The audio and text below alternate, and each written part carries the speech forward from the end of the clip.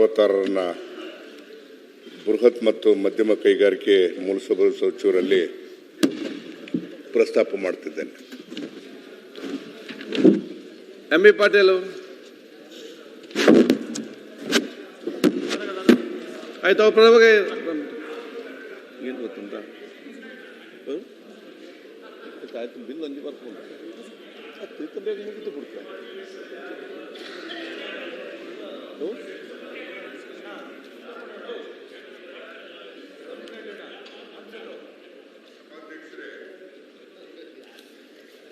ನಾನು ಕೇಳಿದ ಪ್ರಶ್ನೆಗೆ ಅವರು ಕೊಟ್ಟ ಉತ್ತರ ನೋಡಿದ್ರೆ ಏನು KDBನಲ್ಲಿ ಸಿರಾದಲ್ಲಿ ಆಗಿರ್ತಕ್ಕಂಥ ಲ್ಯಾಂಡ್ನಲ್ಲಿ ಏನು ಆಗ್ತದೆ ಅಂತಕ್ಕಂಥದ್ದು ನನಗೆ ಅರ್ಥ ಆಗ್ತಾ ಇಲ್ಲ. ಈ ಯೋಜನೆ ಈಗಾಗಲೇ ಜಾರಿಯಾಗಿ ಸುಮಾರು 8-10 ವರ್ಷ ಆಗಿದೆ. 845 ಎಕರೆ ಭೂಮಿ ಮಂಜೂರಾಗಿದೆ. 299 ಉದ್ದಿಮೆದಾರರಿಗೆ 391 ಎಕರೆ ಜಮೀನು ಹಂಚಿಕೆ ಮಾಡಿದೆ.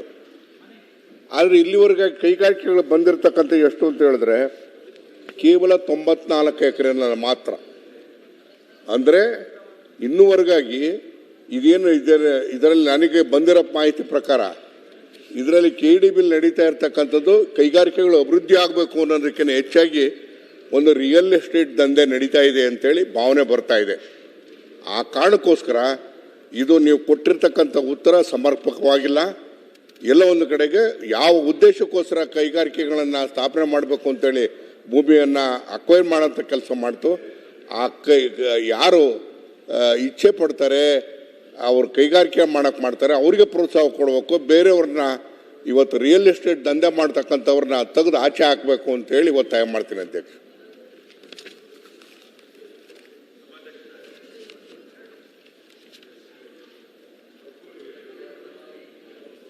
ಸಭಾಧ್ಯಕ್ಷರೇ, ಅದರಲ್ಲಿ ಫಸ್ಟ್ ಫೇಸಲ್ಲಿ 844 ಎಕರೆ ತಗೊಂಡಿದ್ದಾರೆ.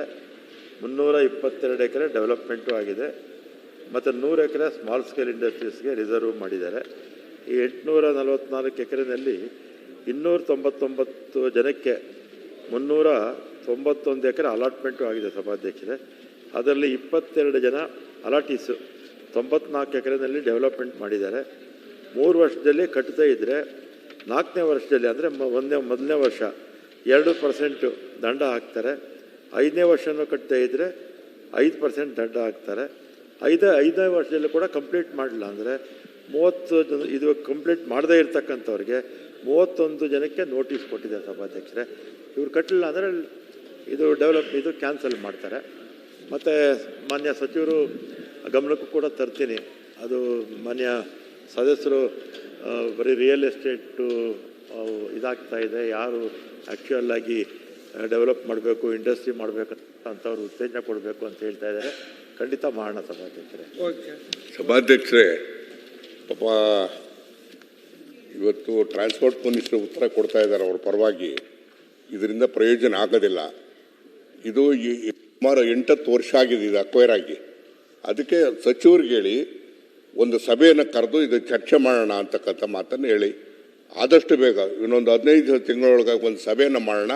ಆವಾಗ ವಸ್ತುಸ್ಥಿತಿ ಏನಿದೆ ಅಂತಕ್ಕಂಥದ್ದನ್ನು ಅವ್ರ ಮುಂದೆ ಇಡುವಂಥ ಕೆಲಸ ಮಾಡೋಣ.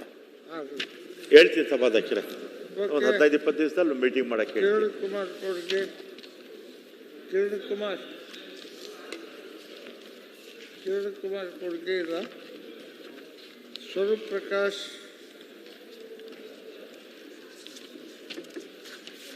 ಆಮೇಲೆ ಡಾಕ್ಟರ್ ಅಜಯ್ ಸಿಂಗ್.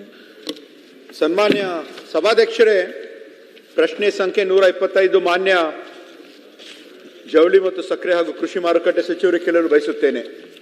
ಮಾನ್ಯ ಅಧ್ಯಕ್ಷರು ಉತ್ತರವನ್ನು ಒದಗಿಸಿದ್ದೆ. ಮಾನ್ಯ ಸಭಾಧ್ಯಕ್ಷರೇ, ಮಾನ್ಯ ಸಚಿವರು ಉತ್ತರವನ್ನು ನೀಡಿದ್ದಾರೆ. ಆದರೆ ನಮ್ಮ ಕಲಬುರಗಿ ಜಿಲ್ಲೆಯ ಕಲಬುರಗಿ ತಾಲೂಕಿನ ಪರ್ತಾಬಾದ್ ಹೋಬಳಿ ಹೊನ್ಕಿರಣಗಿ ಮತ್ತು ನದಿಸುನ್ನೂರು ಗ್ರಾಮದ ವಿವಿಧ ಸರ್ವೆ ನಂಬರ್ಗಳಲ್ಲಿ ಸುಮಾರು 1,000 ಎಕರೆ ಭೂ ಪ್ರದೇಶದಲ್ಲಿ PM ಮಿತ್ರ ಮೇಘಾ ಜವಳಿ ಪಾರ್ಕ್ ಮೀಸಲಿಡಲಾಗಿದೆ. ಆದರೆ ಈವರೆಗೂ ಯಾವ ಕೆಲಸವೂ ಕೂಡ ಪ್ರಾರಂಭ ಆಗಿಲ್ಲ. ಹಿಂದಿನ ವರ್ಷದಲ್ಲಿ ನಮ್ಮ ಕಲಬುರಗಿಯಲ್ಲಿ ನಡೆದಿರುವಂತಹ ಒಂದು ಸಚಿವ ಸಂಪುಟ ಸಭೆಯಲ್ಲಿ ಸುಮಾರು 390 ಕೋಟಿ ಅನುದಾನ ನೀಡಲಾಗಿದೆ ಅಂತ ಹೇಳಿದರು. ಆದರೆ ಈಗ ಕಲ್ಯಾಣ ಕರ್ನಾಟಕ ಅಭಿವೃದ್ಧಿ ಮಂಡಳಿ ವತಿಯಿಂದ ಈಗಾಗಲೇ ಸುಮಾರು 50 ಕೋಟಿ 90 ಲಕ್ಷ ಅಷ್ಟು ಹಣ ಬಿಡಲಾಗಿದೆ. ಅದು ವಿವಿಧ ಕೆಲಸಗಳಲ್ಲಿ ಬಿಡಲಾಗಿದೆ. ಅದು ನಮ್ಮ ಜೇವರ್ಗಿ ಮತಕ್ಷೇತ್ರದ ಮದ್ರಿಬಳ್ಳಿ ಇರ್ತಕ್ಕಂಥ ಒಂದು ಅಣೆಕಟ್ಟಕ್ಕೆ ಸುಮಾರು ಒಂದು 10 ಕೋಟಿ ಕಲ್ಯಾಣ ಕರ್ನಾಟಕ ಅಭಿವೃದ್ಧಿ ಮಂಡಳಿ ವತಿಯಿಂದ ನೀಡಲಾಗಿದೆ. ಆದರೆ ತಮ್ಮ ಕಡೆಯಿಂದ ಇನ್ನೂ ಒಂದು 20 ಕೋಟಿ ಕೊಡಬೇಕಾಗಿದೆ.